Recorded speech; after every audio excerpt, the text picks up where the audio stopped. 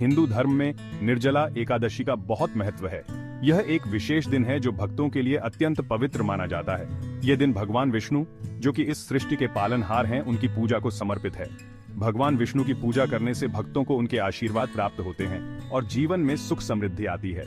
यह शुभ दिन हिंदू महीने ज्येष्ठ में, जो कि अक्सर मई या जून में आता है, शुक्ल पक्ष के 11वें चंद्र दिन यानी एकादशी को आता है। इस दिन को विशेष रूप से पवित्र माना जाता है और इसे मनाने के लिए भक्त विशेष तैयारियां करते हैं। निर्जला एकादशी को भीम एकादशी या पांडव एकादशी भी कहा जाता है।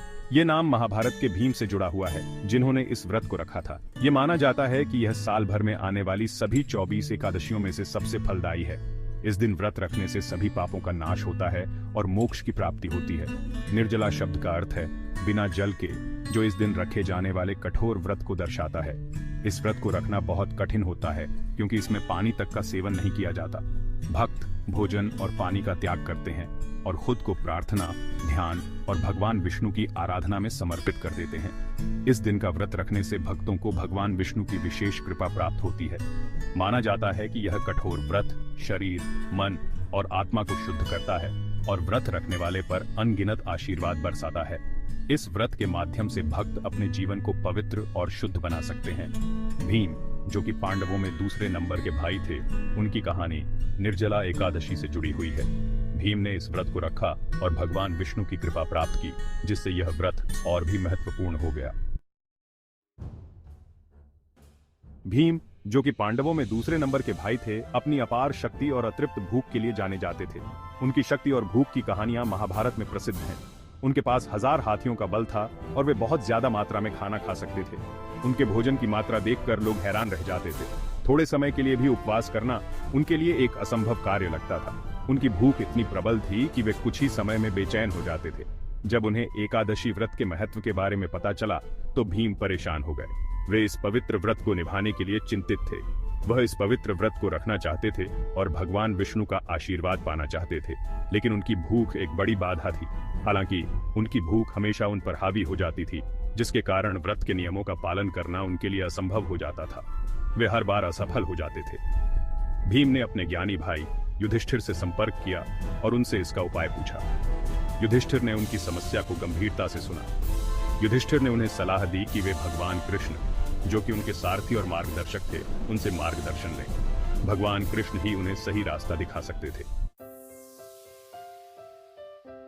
भीम ने पूरी विनम्रता के साथ भगवान कृष्ण से संपर्क किया और अपने दिल की बात कही। भीम, जो अपनी शक्ति और पराक्रम के लिए जाने जाते थे, ने अपनी कमजोरी को स्वीकारते हुए कहा कि वह अपनी भूख को नियंत्रित नहीं कर सकते। उन्होंने एकादशी व्रत रखने की अपनी गहरी इच्छा व्यक्त की, लेकिन अपनी भूख को नियंत्रित करने में असमर्थता स्वीकार की। भीम ने कहा कि वह अपने भाइयों की तरह व्रत रखना चाहते हैं, लेकिन उन्हें भूख बहुत सताती है। भगवान कृष्ण, जो अपनी बुद्धि और करुणा के लिए जाने जाते थे, ने धैर्यपूर्वक भीम की दुविधा को सुना। उन्होंने भीम की समस्या को समझते हुए उसे सांत्वना दी और कहा कि हर किसी की अपनी चुनौतियां होती हैं। भगवान कृष्ण मुस्कुराए और कहा, हे महाबली भीम, तुम्हारी भक्ति और ईमानदारी मेरे दिल को छू गई है। तुम्हारी सच्चाई और समर्पण को देखते हुए मैं तुम्हें एक विशेष वरदान देने का निर्णय लेता हूँ। मैं तुम्हें एक वरदान देता हूँ जिससे तुम एकादशी का व्रत रख पाओगे और इसका दिव्य आशीर्वाद प्राप्त कर पाओगे। यह वरदान तुम्हें निर्जला एकादशी के रूप में मिलेगा। उन्होंने तब निर्जला एकादशी का रहस्य बताया। कृष्ण ने भीम को समझाया कि यह एक विशेष व्रत है जिसमें पानी भी नहीं पिया जाता। कृष्ण ने समझाया कि इस दिन तुम सख्त उपवास करोगे और पानी से भी परहेज करोगे। यह व्रत कठिन है, लेकिन इसका फल भी उतना ही महान है। ऐसा करके तुम एक साल में सभी 24 एकादशियों का व्रत करने का पुण्य प्राप्त करोगे। इस प्रकार तुम्हें सभी एकादशियों का पुण्य एक ही दिन में मिल जाएगा और तुम्हारी भक्ति सफल होगी। भीम बहुत खुश हुए और उन्होंने पूरी श्रद्धा के साथ निर्जला एकादशी का व्रत रखने का संकल्प लिया। भगवान कृष्ण ने समझाया कि एकादशी व्रत का असली सार केवल शारीरिक संयम में नहीं, बल्कि किसी के विचारों और कार्यों की शुद्धि में है।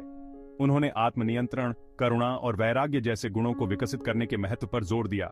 ये एकादशी हमारे अंदर के राक्षसों, जो हमारी इच्छाओं और आसक्तियों के प्रतीक हैं, पर विजय प्राप्त करने की आवश्यकता पर जोर देती है। अपनी इच्छाओं पर विजय प्राप्त करके हम आध्यात्मिक विकास का मार्ग प्रशस्त करते हैं।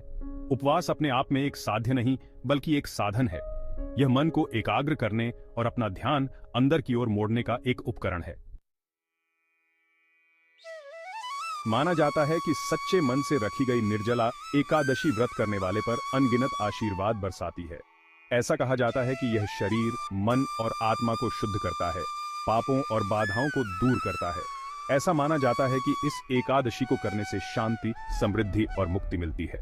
ऐसा कहा जाता है कि यह आध्यात्मिक प्रगति को बढ़ाता है और भक्त को ईश्वर के करीब लाता है।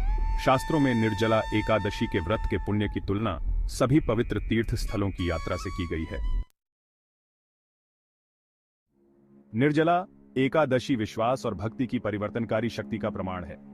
भीम की कहानी हमें सिखाती है कि सच्चे प्रयास और ईश्वरीय कृपा से सबसे कठिन कार्यों को भी पूरा किया जा सकता है। यह हमें याद दिलाता है कि आध्यात्मिक विकास एक यात्रा है, मंजिल नहीं, और आत्म सुधार की दिशा में हमारा उठाया गया हर कदम अपने आप में एक जीत है। आइए इस पवित्र दिन पर हम अपने विचारों, कार्यों और इरादों को शुद्ध करने का प्रयास करें और उद्देश्य, अर्थ और आध्यात्मिक पूर्णता से भरे जीवन की ओर अग्रसर हों।